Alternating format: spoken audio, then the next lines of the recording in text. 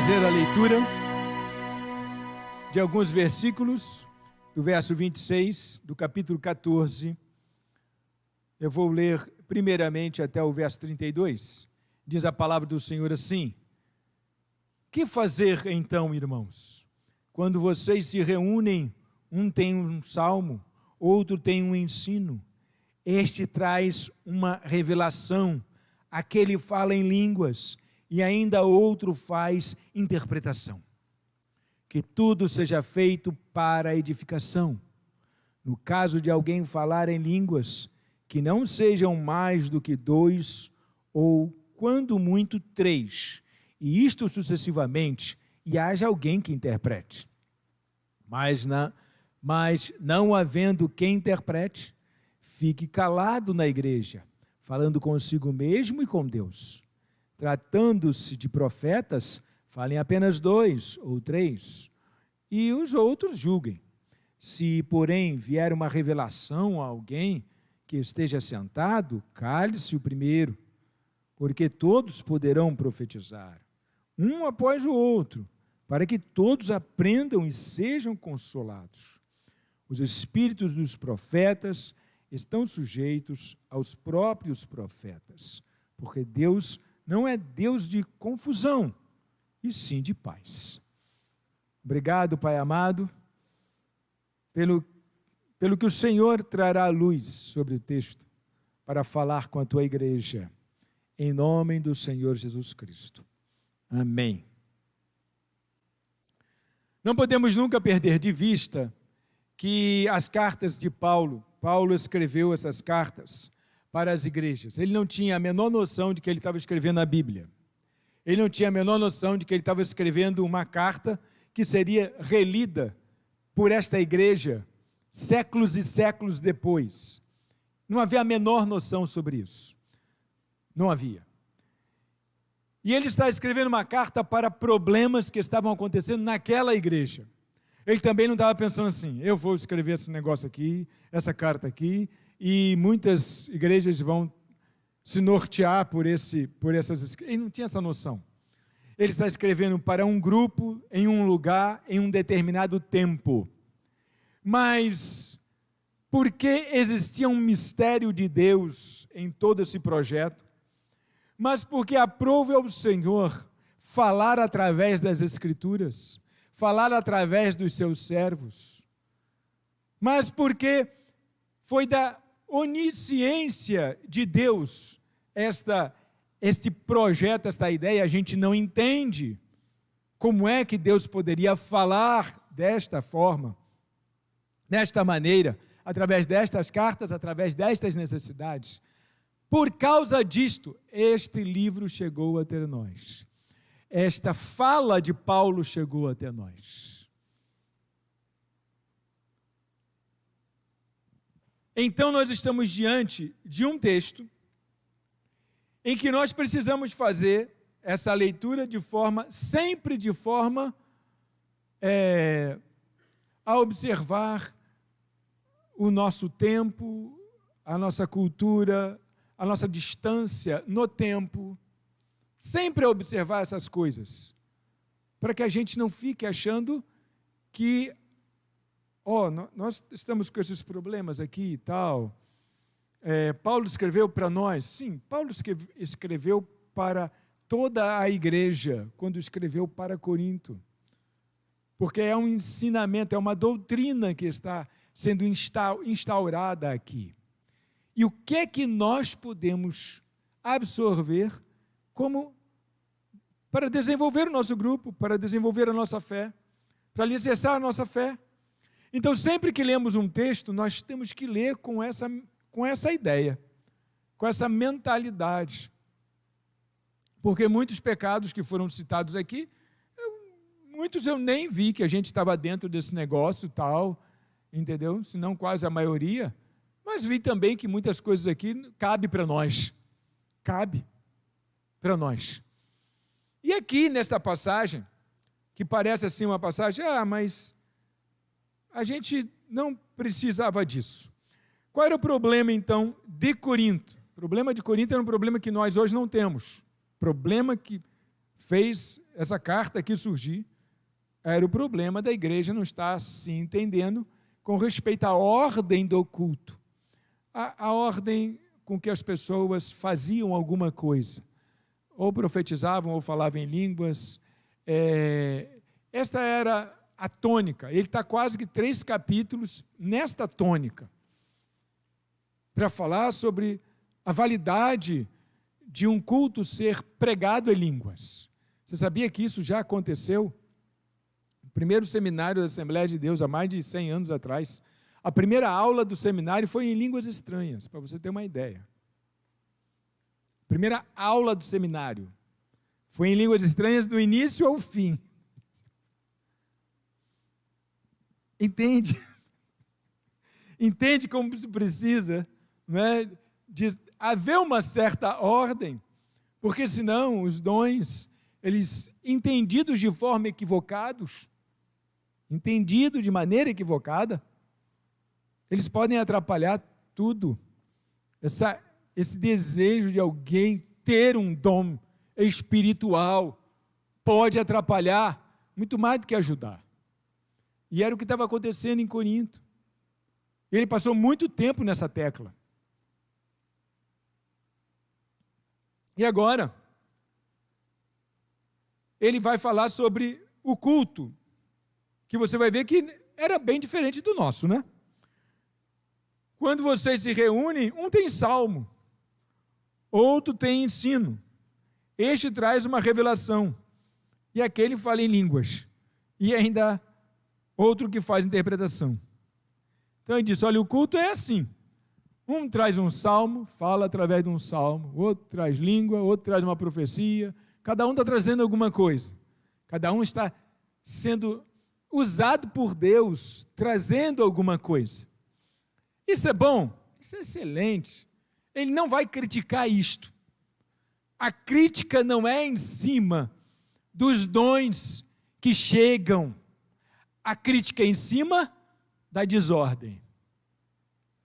A crítica não é em cima do que estão fazendo, a crítica é em cima de como estão fazendo. Então, criticar não está criticando o que está acontecendo, mas está criticando como está acontecendo. E ele aí fala, quando vocês se reúnem é assim, já sei, vou dizer como é que é, um traz salmo, outro traz profecia, outro traz revelação, outro traz uma visão, outro dá um testemunho, outro canta um corinho, outro, tudo bem, maravilha, ótimo, mas o problema é como está acontecendo, está desorganizado. Deus não é de confusão. E aí ele traz essa frase aqui, que essa frase que ficou uma frase máxima, que tudo seja feito para edificação.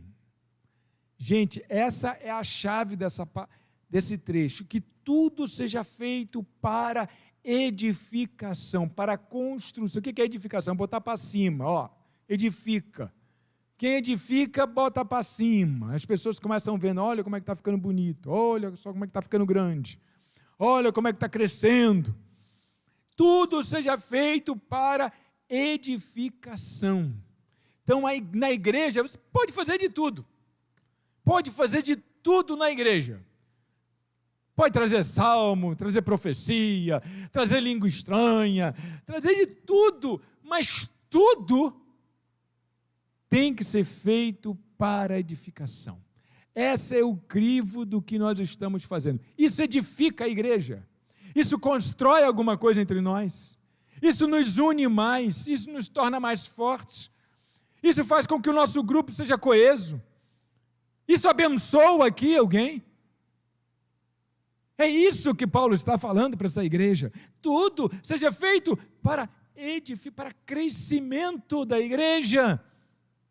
E você pode lembrar aí, sem falar para ninguém, coisas que você viu sendo feitas dentro da igreja, do Senhor Jesus Cristo, não estou falando da nossa, a nossa também, mas da igreja de uma forma genérica, coisas que foram feitas, mas o nome de Cristo não foi edificado por elas, por essas coisas. Você pode lembrar aí? Lembra?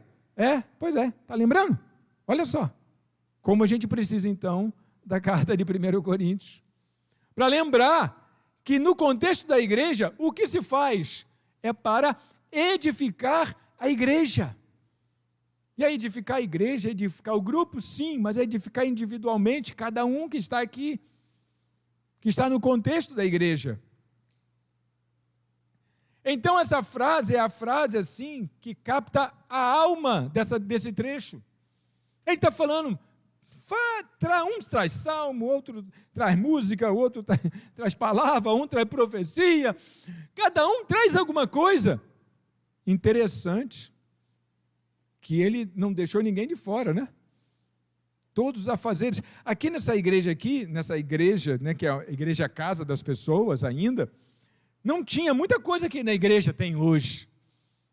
Hoje nós temos quem recebe na porta, nós temos os grupos aqui que se apresentam, nós temos as pessoas do apoio, nós temos os músicos que contribuem de uma forma graciosa para elevar o louvor. Eu sempre lembro dele quando falta o baterista. Quando falta o baterista, meu Deus do céu, é diferente, né? Tocar assim a bateria. Quando a bateria está, parece que está fazendo barulho. Mas quando ela não está, a gente diz assim, rapaz, está faltando alguma coisa aqui. Fica esquisito. Aí a gente vê, puxa vida, a bateria. Que a bateria, basicamente, ela une todo mundo, porque ela dá o ritmo ali, o compasso. Todo mundo entra naquele ritmo ali da bateria. Parece que sem a bateria não tem, cada um está tentando ficar no ritmo. O violão está tentando ficar no ritmo do baixo, que está tentando ficar no ritmo. E quando vem a bateria unifica todo mundo ali, na batida dela. Aí quando ela está presente, ninguém percebe isso, a gente só percebe isso na ausência. Olha que coisa importante, então, a bateria. Olha que coisa importante, então, a bateria. Então, agora tem que ser feito para edificação. Tem que ser feito para edificação. Não é? Eu não tenho um termômetro aqui para aferir quem ou o que está sendo feito para edificação ou não, mas as evidências acabam mostrando com o tempo isso. Então, nessa igreja aqui, não havia o que a gente tem hoje. As coisas que a gente tem hoje, as coisas que a gente faz hoje. Por exemplo, a igreja hoje, tem igreja que tem ministério visitando o presídio. Isso tem que ser feito para edificação. Tem igreja que tem ministério distribuindo quentinhas na madrugada para pessoas de rua. Tem igreja que tem esse ministério. Tem igreja que tem ministério que ajuda, ou que tem casa de recuperação de viciados, ou que ajuda nas casas de recuperação de viciados. Tem igreja que tem ministério, né? A gente chama de ministério, inclusive, essas coisas, né? Nessa época não existia também esses negócios. Olha quantas coisas surgiram depois no fazer da igreja. Não é só salmo, não é só profecia, não é só falar em línguas estranhas, mas agora a gente também tem esses outros afazeres. A nossa fé se expressa de várias formas. Esse pessoal estava se expressando aqui com a sua fé. E a nossa fé agora se expressa dessa forma e de muitas outras formas. Ou fazer um evento bacana, por causa da Páscoa, por causa do Natal, por causa do aniversário da igreja, por causa de um outro motivo que a gente encontrou, fazer um evento e encher a igreja, tal, mas tem que ser para edificação do corpo de Cristo. Essa tem que ser a marca da igreja. Não trabalhar por si, para sua vaidade pessoal.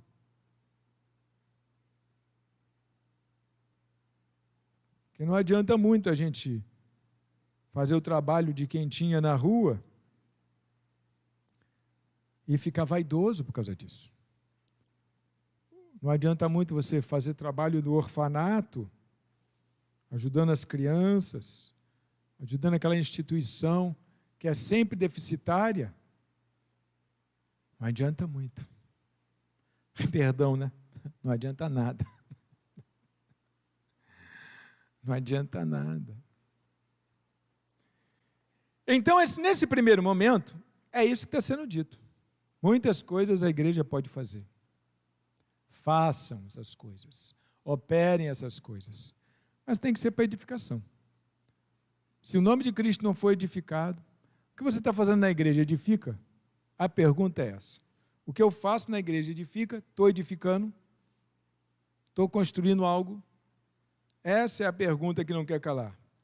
Então ele vai organizar isso, e ele vai terminar esse trechinho dizendo que o espírito dos profetas está sujeito aos próprios profetas. Ninguém pode chegar aqui dizendo, ó, tem que fazer desse jeito porque Deus está falando comigo, porque é desse jeito que tem que fazer.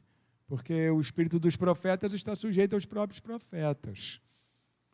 Então, não pode ter ninguém mais espiritual. Olha só, não pode ter ninguém. Paulo está desconstruindo tantas coisas construídas na cabeça dessas pessoas, que vinham de alguns vinham de suas fés, né? E outros vinham do judaísmo, fazendo uma série de distinções de pessoas espirituais.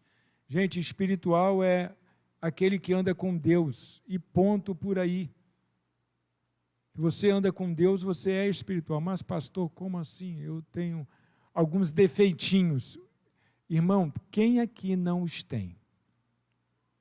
Se você descobrir aqui alguém que não tem os defeitinhos, parabenize-o, porque ele consegue escondê-los muito bem. Oh, você está de parabéns, hein? Porque você consegue esconder seus defeitinhos muito bem. Só isso. É a única coisa.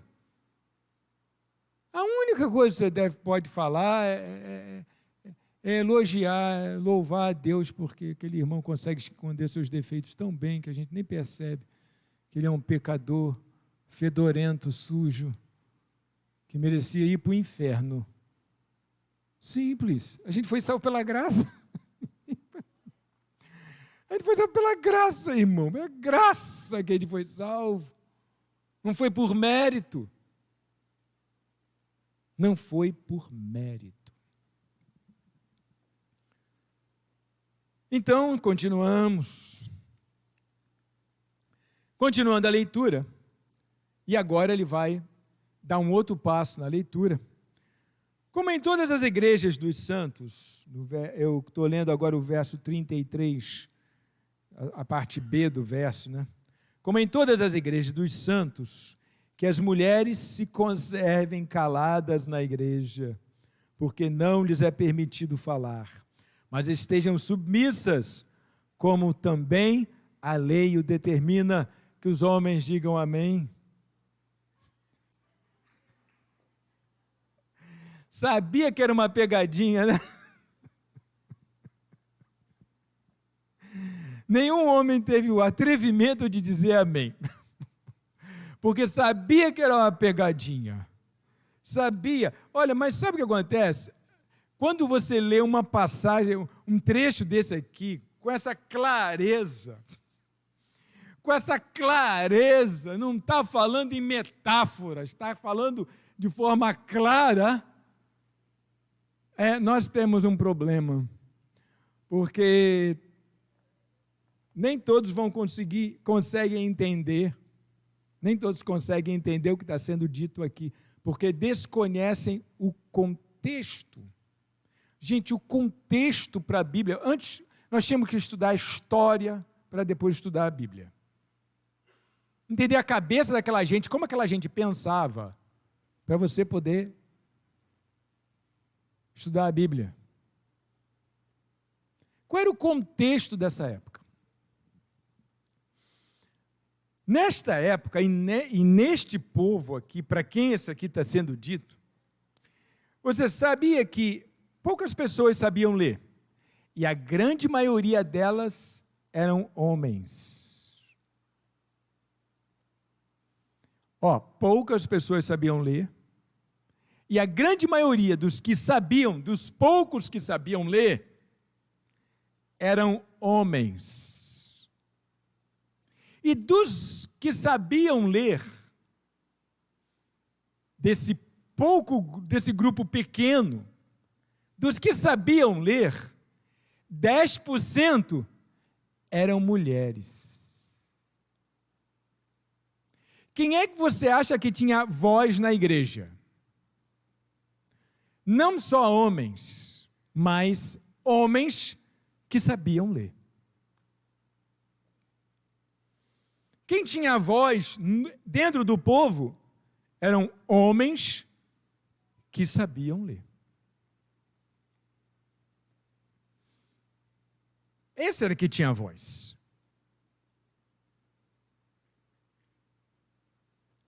Por quê? Ora, quem não sabia ler, em contrapartida, a leitura está muito, vamos dizer assim,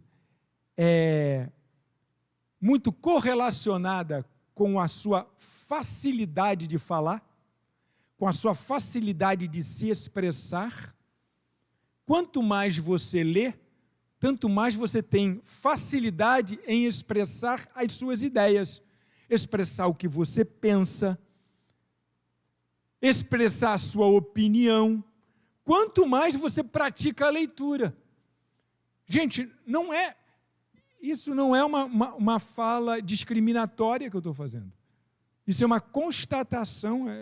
Todo mundo aqui da educação sabe disso. Tem que desenvolver a leitura para desenvolver o pensamento. O pensamento se desenvolve a partir da leitura. E quando você tem uma pessoa que tem um nível de leitura muito alto, não é? Ela nem consegue conversar muito tempo com uma pessoa do contrário. Porque lhe falta o esclarecimento de algumas coisas. Lhe falta o esclarecimento. Um dia eu tentei conversar com meu sogro. E aí eu estava falando sobre Freud, não sei o quê, explicando lá algumas coisas lá, da fundação da psicologia, lá, da clínica psicológica, e ele está ouvindo, está quieto. E ele não é de ficar quieto, ele está quieto, ouvindo. Aí, quando ele teve assim a oportunidade de falar, depois que eu já tinha falado bastante, explicado bastante coisas, dessa coisa da fundação da psicologia, né, do pensamento da psicologia, ele falou assim para mim: Álvaro, esse Freud era piradérrimo.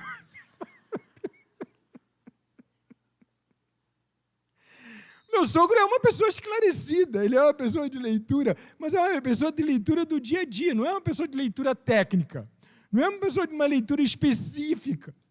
E eu estava trazendo para ele um conhecimento muito específico, muito técnico, muito então quer dizer, não tinha conversa ali. Esse assunto não tem conversa, porque você conversa no negócio, tá? Óbvio, lógico, dentro do nível, naquele nicho ali, e ele olha assim para você e tal, e fica, e no final ele diz: esse Freud era piradérrimo. Então, quer dizer, você já entendeu a distância em que existia entre os que liam e os que não liam? Então, quem é que você acha que tinha voz na igreja? Os homens, e os homens que liam. Eram os que tinham voz na igreja. Por quê? Porque sabiam se expressar, porque tinham mais facilidade para se expressar, porque conseguiam dizer o que realmente estavam pensando, explicar a sua mente para os demais. Tinham uma capacidade também de convencimento maior. Quando a sua capacidade de convencimento não é tão grande, surgem muitos outros para concorrer com aquilo que você está dizendo. Mas quando a sua capacidade de convencimento é muito grande, não surgem tantas pessoas assim para concorrer com o que você está dizendo, com o que você está apresentando. É nesse conceito que Paulo está trazendo essa ideia que as mulheres deveriam ficar caladas. E aí ele fala uma frase que as pessoas se pegam nessa frase, porque ele termina assim, dizendo que é como está escrito na lei, mas estejam submissas, como também a lei o determina. Só que eu vou pedir a você o seguinte: procura a lei que determina isso, por favor. Qual é a lei que determina isso? Que a mulher tem que ficar calada na igreja. Onde é que está escrito isso? Paulo disse aqui que a lei determinava assim. Onde é que está escrito isso?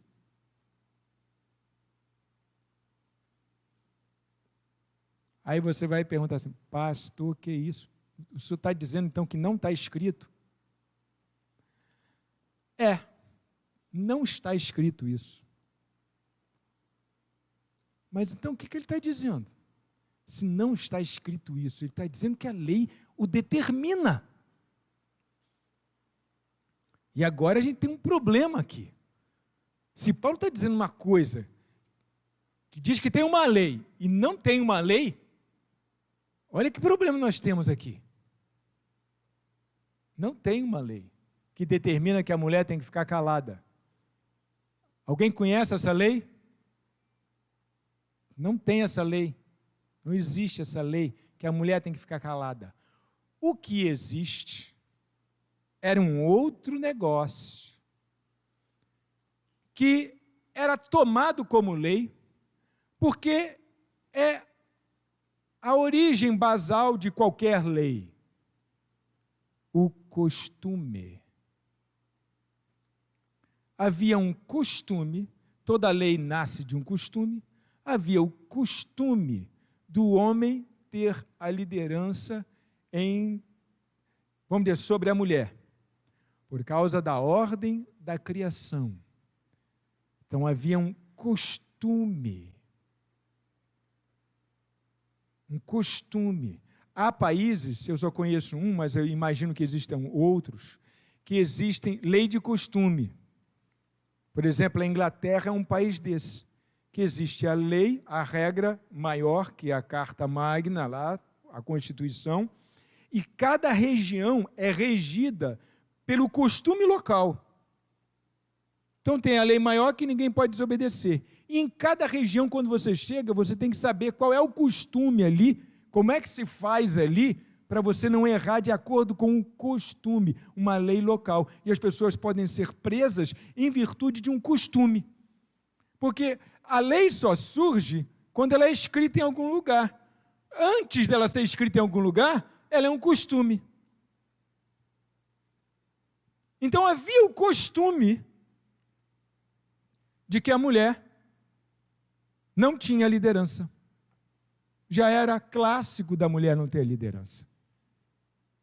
Como se fosse mesmo uma lei. Como se fosse mesmo uma lei não escrita, uma lei cultural, uma lei de costume. Então temos a ordem da criação, o homem veio da mulher, e nós vimos isso de certa maneira no capítulo 11. No capítulo 11 de 1 Coríntios, a gente esteve lá, no verso 8, capítulo 11. Porque o homem não foi feito da mulher, mas a mulher foi feita do homem. Porque também o homem não foi criado por causa da mulher, e sim a mulher por causa do homem. Portanto, por causa dos anjos, a mulher deve trazer um sinal de autoridade na cabeça. Agora, aí tem um ponto. No Senhor, todavia, lembra o que eu frisei esse todavia?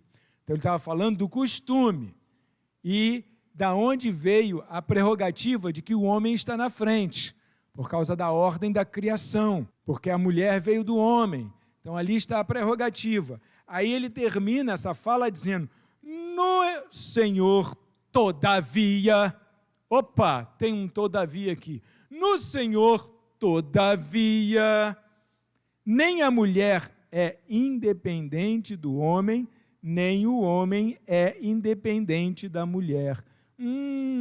Se eu não sou independente, é porque eu sou dependente. Como é que eu posso ser esse grande líder de alguém que eu dependo? Faz sentido isso? Não faz muito sentido. O líder é aquele que vai à frente e todos os que têm juízo vão atrás dele. E quem não tiver juízo, pode abandonar o seu líder, mas ele continua indo na frente. Ele continua. Então, no Senhor, todavia, no texto, meu filho, joga o que aconteceu anterior, já bota um cheque no que foi falado anteriormente. No Senhor, todavia, tipo assim, mas em Deus não é assim, né? Em Deus é diferente. No Senhor, todavia, nem a mulher é independente do homem, nem o homem é independente da mulher. Um depende do outro. Porque assim como a mulher foi feita do homem, assim também o homem nasce da mulher. E tudo vem de Deus. Então ele diz, olha só, qual era o argumento da época? O homem tem a primazia porque veio primeiro. O homem tem a primazia porque a mulher foi tirada do homem. Foi criada a partir do homem. Tudo bem, no Senhor, todavia, não é desse jeito que vocês estão falando. Porque se o homem veio primeiro e a mulher foi tirada dele, depois o homem nasceu de onde? O homem nasceu de uma mulher. Então um não é independente do outro, um depende do outro para que exista. Então no Senhor, homens e mulheres são iguais. Bom, aí o problema continua. Ele aí vai dar mais um passo. Porque as mulheres estavam falando. Mas o que acontece quando uma pessoa que não entende nada está falando? Ela não entendia nada porque ela era, no caso, aquele pessoal, a grande maioria, que não sabia ler, que não sabia entender, que não entendia direito o que estava sendo dito. E elas queriam aprender pelo que está escrito no texto. Diz assim, verso 35, se porém querem aprender alguma coisa, o problema era na doutrina que estava sendo ensinada. E elas tinham dúvidas, muito provavelmente. Interrompiam a reunião para perguntar, mas como é isso? Mas como é aquilo? E o que está acontecendo? E toda hora, você imagina toda hora uma pessoa interrompendo. A pessoa que eu estou falando aqui, toda hora um para me interromper. Um para falar alguma coisa. Eu me perco. Ou talvez até mesmo as pessoas que já entenderam aquilo ficam assim, meu Deus do céu, lá vai ele ter que explicar aquilo de novo. E ele está dizendo, então, gente, olha só, faz o seguinte, aquelas que querem aprender alguma coisa, perguntem em casa ao seu próprio marido. Pronto, pergunta ao seu marido em casa. Pergunta ao seu marido em casa, porque está atrapalhando aqui, toda hora alguém pergunta alguma coisa. Você sabe que tem mulher que é teimosa, né? E pergunta, e depois pergunta de novo, e depois pergunta mais uma vez, depois pergunta a quarta vez, e depois pergunta a quinta vez. Pois é. Aí ele olhava assim, não entende nada, não sabe nem ler, tal, não estou com paciência. Bom, faz o seguinte, quem quiser, a mulher que quiser aprender, aprenda em casa com o seu marido. A solução para a igreja naquele tempo. Gente, jamais poderíamos dizer uma coisa dessa, porque as nossas mulheres leem, têm faculdade, são espertas para burro. Para burro não, para inteligente. São espertas à beça. São muito espertas. Completamente inadequado uma fala dessas, né, para a igreja de hoje. Desenvolvidas. Porque para a mulher, aí vem um outro problema. Depois, porque para a mulher é vergonhoso falar na igreja. Aí eu vou fazer uma brincadeira. Só abre a boca para dizer besteira. Que vergonha. Mas, quando eu faço uma brincadeira dessa, é para mostrar o nível do que estava sendo falado. Não conseguiam acompanhar por causa assim do... Tipo o meu sogro, esse Freud era piradérrimo, quer dizer, não entendeu nada do que eu falei, não estava nem... Coitado dele. Então as mulheres estavam olhando assim, meu Deus, é isso mesmo, tal, e fazendo muitas perguntas. Olha, não me façam mais as perguntas. Vão aprender com os maridos em casa. A partir de agora, as mulheres aprendem com os maridos em casa. Mas não quer dizer que elas eram menores. Não quer dizer que Deus considerava mais os homens. Não quer dizer nada disso. Aqui é cultura. Cultural. No verso 11 ele disse que homens e mulheres eram iguais no Senhor. Todavia, aquela ordem da criação, ela fica comprometida, porque se a mulher veio do homem, o homem veio da mulher, e um depende do outro. Um está ligado ao outro por um vínculo de dependência. É isto que está sendo dito nesta passagem. Se você considera o contexto histórico, se você considera para quem esse livro foi escrito, se você considera tudo isso que eu estou falando, é isso que está escrito. Verso 36, ele faz uma digressão, entra num outro assunto, porque nessa igreja era aquela igreja que tinha muito profeta, tinha muita gente falando em línguas, tinha muita gente, dando testemunho, trazendo salmo. Essa igreja era aquela igreja, né? Era aquela igreja que pegava fogo. Essa igreja aqui. Então ele faz uma digressão e diz: por acaso a palavra de Deus se originou no meio de vocês? Quer dizer, foi de lá que ela veio? Ou será que ela veio exclusivamente para vocês? Então vamos lá. Veio de vocês ou veio para vocês? A palavra de Deus. Tipo assim, só tem entendido nesse lugar, né? Só tem gente que sabe nesse lugar, né? Pois é. Então ele diz: se alguém se considera profeta ou espiritual, porque haviam muitos, reconheça que é mandamento do Senhor o que estou escrevendo para vocês. Aí ele pensa assim: bom, eu vou falar todas essas coisas, e os profetinhas de meia tigela lá de Corinto vão se levantar para dizer: não é nada disso. Para dizer: olha, isso aí é heresia que ele está falando. Então, ele pega e joga uma cartada dessa. Se alguém aí é espiritual, se alguém aí é profeta, se alguém então vai considerar o que eu estou falando. Reconheça que é mandamento do Senhor o que estou escrevendo a vocês. Porque a palavra não se originou aí. A palavra se originou em outro ponto, para alcançar vocês. Tipo assim, vocês não têm condições de dizer o que é e o que não é de Deus. Então considerem o que eu estou falando, o que eu estou trazendo, como uma revelação de Deus. Para que não haja oposição. Portanto, meus irmãos, eles jogam portanto para fechar essa questão. Portanto, meus irmãos, procurem com zelo o dom de profetizar e não proíbam que se fale em línguas.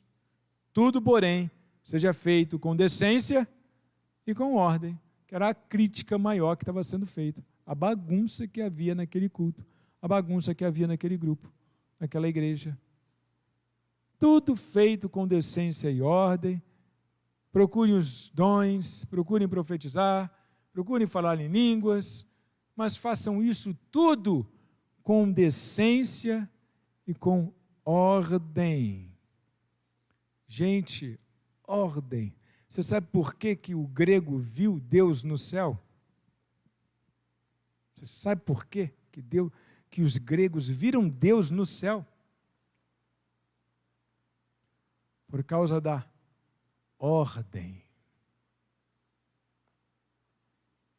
Porque se você observar, se você for um bom observador do céu, você vai olhar e entender que tudo lá está organizado. O céu é belo e organizado. Então, os gregos viram uma divindade no céu. Há uma divindade no céu, porque o céu é belo e organizado. Todo lugar, irmãos, todo lugar onde reina a bagunça, a gente não consegue ter uma percepção do bem ali. A gente não consegue ter uma percepção de que aquele lugar está relacionado a Deus, ao bem, às virtudes. Você consegue ter essa percepção? Não dá para ter uma percepção disso na bagunça, na desordem. Veja que os transtornos mentais também são entendidos como desordens mentais. Em inglês a palavra é até essa, disorder. Desordens mentais. Uma falta de ordem, a falta de saúde mental, uma falta de ordem. Então, a ordem lembra o bem, lembra o que é bom, lembra Deus, a ordem. Nada mais natural que tudo na igreja seja feito com decência e ordem. Decência e ordem.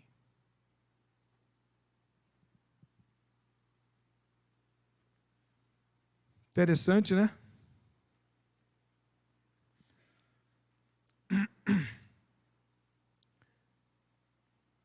E essa é uma fala até, às vezes, a gente escuta essa fala. Alguém chega para o pastor, no gabinete pastoral, pastor, a minha vida está uma bagunça. Ele está dizendo, no continuar dessa frase, ele vai dizer que ele está longe de Deus, que ele precisa de Deus, porque a vida dele está uma bagunça. Olha só como inconscientemente ele sabe que a vida organizada é uma vida que sugere. Eu não estou dizendo que todo lugar organizado é um lugar de Deus, não. Deve ter um lugar organizado que Deus não está lá. Mas na ideia genérica de ordem é isso que passa. É isso que está no inconsciente do ser humano. A minha vida está uma bagunça, pastor. Eu tenho que consertar isso na minha vida. É assim que ele define a vida, para dizer que ele está longe de Deus, para dizer que ele precisa de Deus. Uma vida que está uma bagunça. Por quê? Porque inconscientemente a gente sabe que o nosso Deus é um Deus de ordem. É um Deus de ordem, um Deus da ordem. Então andar com Deus é andar em ordem. E aí você convidou alguém para vir à igreja. E aí esse alguém, se você fez isso 10 anos, você escutou alguém dizer para você assim: eu preciso organizar primeiro a minha vida. Quem já escutou isso? Levanta a mão. Olha quanta gente. Eu não posso ir para a igreja agora, eu preciso organizar a minha vida. Uau! O que essa pessoa que nada entende de igreja, nada entende de Deus, está dizendo para você? Que do jeito que eu estou andando, não tem como eu andar junto com Deus. Porque Deus é um Deus de ordem. É um Deus da ordem. Quem anda com Deus, anda em ordem. Está entendendo, querido? O que Paulo está dizendo para essa igreja de Corinto? Não faz sentido o culto ser uma bagunça. Não faz sentido confusão no nosso meio. Porque isso nos afasta de que alguém lá do lado de fora nos identifique como pessoas que andam com Deus. Pessoas que andam com Deus, andam com sua vida em ordem. Em todos os sentidos. Não é isso? Em todos os sentidos. Vamos curvar a cabeça para uma palavra de oração? Deus e Pai, soberano Senhor,